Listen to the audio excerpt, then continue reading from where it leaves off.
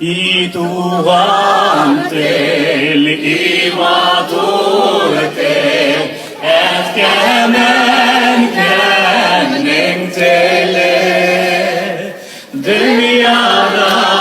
küplerse benim sin tuhan til arkalı dünyada küplerse benim sin tuhan til arkalı I tu lengu til belen kan bişekte kilegen anlar ettinler bu yemet kem hikayet söylegen anlar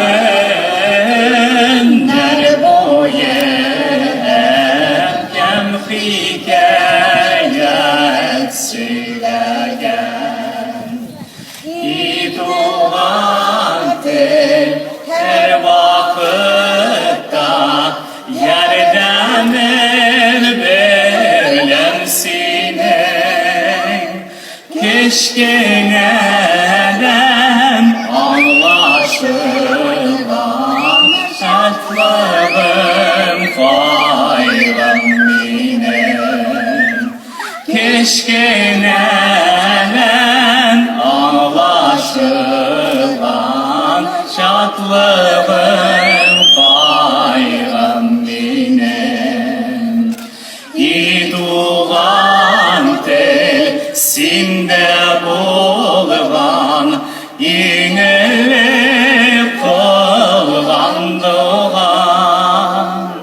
yarlı kabul bir büze kem kemen kem